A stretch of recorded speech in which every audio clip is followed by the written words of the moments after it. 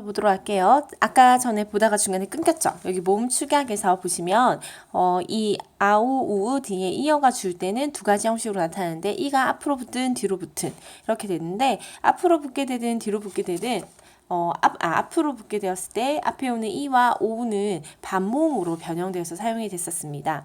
그래서 오와서는 오와랑 아서 줄여서 와서 두랑 엇을 줄여서 뒀다. 그 다음에 이와 의와 이를 축약을 해서 띠다 이렇게 됐는데요. 이 띠다 같은 경우에는 지금 선생님 발음하는 거 들리세요? 띠다 라고 얘기를 하잖아요. 이 의가 앞에 왔을 때 이 의와 이는 하나가 반모음으로 되는 게 불분명했었어요. 그죠? 왜냐면 한글은 우리나라 말에는 이 반모음이랑 오, 우 계열의 W 반모음 이렇게 반모음이 두 가지가 있는데 이 의는 반모음이 없거든요.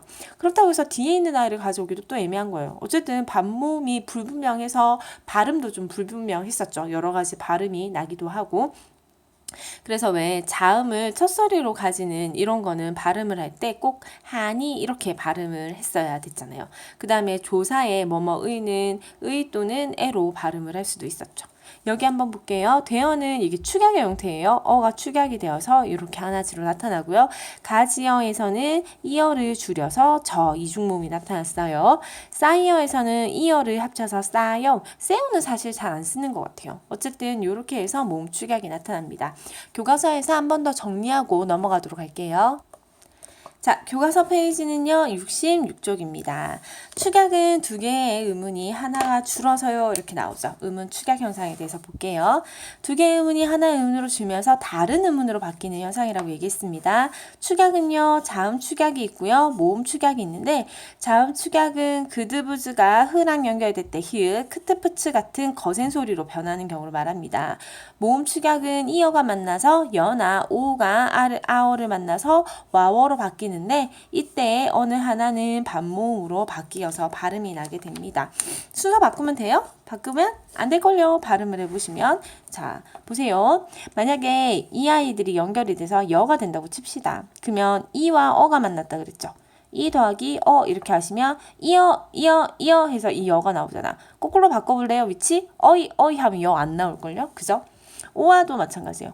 와를 발음을 할 때 오 더하기 해서 와 이렇게 하면 되지만 아오 하시면 이 발음 안 나오잖아요. 그죠? 순서도 맞춰서 같이 봐주시는 게 좋을 것 같아요. 계속 보도록 할게요. 다음 단어들의 실제 발음을 적여보고 축약 현상을 한번 써봅시다. 자, 여기 보니까 히읗 뒤에요.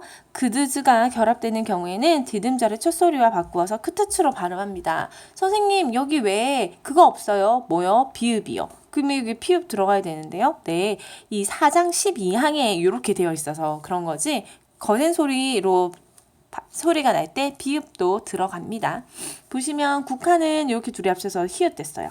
다치다는 어떻게 돼요? 다치다는? 요거는 조금 세련됐죠? 다티다 이렇게 돼야 되는데 이 티가요. 이 모음이랑 합쳐져서 국외음화가 일어나요. 그래서 다치다 이렇게 되고요. 여기에서도 여기는 이렇게 적어줄게요. 디귿이랑 히읗이 만나서 티읕이 됐다고. 그 티가 나중에 이를 만나서 치읓이 되는 거니까 그죠? 여기에 축약은 여기를 말하는 거니까요. 입학은요. 쓰시면 이팍 이렇게 될걸요. 왜요? 비읍이랑 히읗이 합쳐져서 피읍이라는 하나가 나오거든요. 그러니까 받침은 없습니다. 싸치는 싸치 돼요. 왜요? 히읗이랑 지읒이랑 합쳐서 치읓이 되니까. 많고는요. 많고 됩니다. 히읗이랑 기억이랑 합쳐서 키읔 돼요. 안턴은 안턴 됩니다. 히읗이랑 디귿이 합쳐져서 티읕이 됩니다. 이렇게 보니까 히읗의 위치가 보이세요? 여기는 뒤에 있고 여기는 앞에 있죠. 히읗이 앞에 있든 뒤에 있든 상관없어요. 이 된소리가 날 수 있는 이 예사소리들과 합쳐지게 되면 여기에 나오는 거센 소리로 축약되어서 나타나게 됩니다. 이게 자음 축약이에요. 반면에 모음 축약은요. 축약의 형태가 올바르게 표기된 거. 이거 제가 진짜 많이 여러분들이 틀린다고 얘기했었어요. 여기 나오는 이는 앞으로 붙을 수도 있고 뒤로 붙을 수도 있죠. 앞으로 붙게 되면 띄었다가 될 것이고 뒤로 붙게 되면 뜨였다가 되겠죠. 얘는 안 된다고 말했어요. 왜 안 돼요? 보시면요. 중복되는 아이들을 찾아보시면 돼요. 뜨 있죠. 없잖아요. 그럼 으가 탈락이 된 거예요, 갑자기. 우리는 지금 축약하고 있는데. 그런데 이가 있어. 오케이. 근데 여기 또 이가 있다? 어디서 없던 이가 또 생겨났을까요? 이렇게 마음대로 의문을 형성하시면 안 됩니다. 같은 형태에 의해서 앞으로 뒤로 붙여지면요. 쎄여서, 쏘여서 이렇게 두 가지만 답이 되겠네요. 여기까지 하고요. 뒤쪽에 있는 표준 발음법도 이어서 한번 보도록 할게요. 페이지는 67쪽입니다. 자, 페이지 67쪽에 보시면요. 아나운서라고 생각을 하고 일기예보를 소리내어서 읽어보자고 얘기를 합니다. 저도 한때 잠깐 아나운서 꿈을 꿨었지만 저희 언니가 얘기했어요. 넌 사투리를 많이 써서 안 된다 라고 얘기를 했습니다. 저는 꿈을 바로 버렸어요. 네, 이렇게 누가 한마디 한다고 바로 버릴 꿈은 제대로 된 꿈은 아니겠죠? 여러분들도 공부 준비하시면서도 틈틈이 자기의 꿈을 한번 생각해 보셨으면 좋겠습니다. 전국에 나왔네요. 여기서의 포인트는 제가 봤을 때 의입니다. 이 의를 한번 볼게요. 이 전국의 할 때 이 의는 두 가지로 소리가 날 수 있습니다. 원칙은 의예요. 그럼 이 원칙에 따르면 소리를 나게 되면 전국의가 될 것이고 만약에 이 아이를 조사니까 에라고 발음을 하겠다면 연음이 되면서 전국개가 되겠죠. 자, 이거요. 우리 왜 이렇게 이거 틀린 것도 알려주면 헷갈리는데 전국에 이렇게 이응으로 쓰시는데 요거는 안 됩니다. 니은은요. 니은과 기역에 영향을 받았을 때 이 기역이 비음으로 바뀌는 현상이에요. 앞쪽에서 보면 위에서 정해놓은 거 외에는 안 된다고 얘기가 나오고 있거든요. 그래서 요거예요. 요거 있는 발음 그대로 할게요. 적은 양 보도록 합시다. 적은 양은 뭐 그대로 연음 법칙이 적용되어서 적은 이렇게 쓰시면 되겠고요. 발음 기호 붙일게요. 머물겠고요 보겠습니다. 머물까지는 아무 의미가 없는데 여기 시옷이 나와서요. 이거 디귿으로 고칠게요. 고치고 나서 보니까 예사소리 부딪혀요. 꼬요로 바꿔주겠습니다. 리얼기역의 대표음은요. 기역이에요. 막 뒤에도 역시 예사소리 와서 찌로 바꿔줄게요. 막지. 어떻게는 방금 할 것도 있었던 축약이네. 어떻게 됐고요. 손을 깨끗이 씻는 거 잊지 말라고 합니다. 여기 이는 형식 형태소라서 의미가 없기 때문에 뒤로 바로 연음해 주시면 돼요. 깨끗이에요. 자, 갑니다. 흙을은요. 자음근의 단순항에 의해서요. 리을 하나만 두시고요. 이 뒤에 있는 을이 의미가 없어서 연음에 의해서 흙을 이렇게 소리가 나게 됩니다. 다음 받고 갈게요. 이 받고도요. 역시 리을 기역의 대표인 비음 남기고요. 이 아이 꼬 이렇게 들어가겠네요. 이렇게 하시면 표준 발음법을 훑었습니다. 자, 여기까지 하시면 교과서에 있는 의문의 변동의 기본 내용은 다 했거든요. 근데 선생님이 하나를 빼놓고 설명한 게 있어요. 이 우리 교과서에서는 다루지 않는 부분인데 여러분이 개인적으로 학습을 하다 보면 이 파트가 나와서 제가 조금만 설명을 해드릴게요.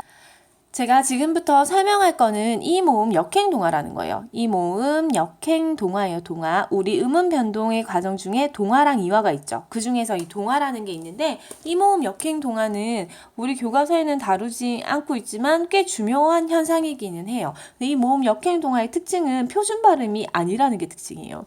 표준 발음이 아닙니다. 네, 이게 특이점이에요. 자, 제가 여기는 지금 페이지 55쪽이거든요. 55쪽이 필요한 게 아니라 이게 필요해요. 이 자음 체계표가 필요해서 제가 이쪽 페이지를 폈으니까요.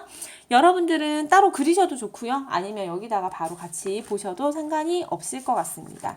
자, 이 모음 역행동화라는 것은 뒤에 이 모음이 왔을 때 발음하기 편하게 하기 위해서 뒤에 있는 이 모음이 앞에 이가 아닌 모음을 마치 이 모음이 있는 것처럼 발음을 하게 하는 거예요. 그래서 자, 이 모음 역행동화를 전설 모음화라고도 하는데요. 이유는 간단해요. 후설 모음이 대상이에요. 후설 모음에 있는 이 아이들 있죠. 우, 오, 아 얘들이요. 이 앞에 있는 이 글자 뒤에 이가 오게 되면 이 아이랑 만나잖아요. 그러면 얘들이 어떻게 바뀌냐면 이 우는 후설 모음에서 위로 바뀌게 되고요. 오는 외로 바뀌게 되고요. 얘는 일로 갑니다. 이 아이는 이렇게 가요. 그래서 이 뒤에 있는 애들이 단체적으로 압축으로 출통을 하게 돼요.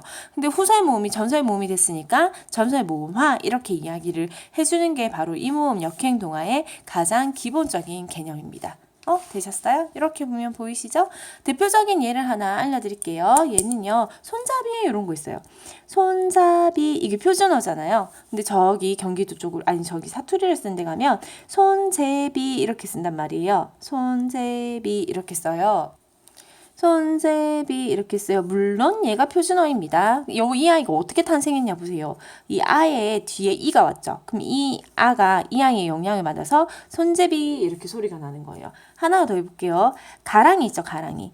가랑이를 가랭이 이렇게 얘기를 하는 거예요. 이 아가 이 이의 영향을 받아서 에로 바뀌게 되는 거예요. 그 다음에 굉장히 쉽고 자주 들을 수 있는 거 어미, 에미라고 얘기하는 거죠.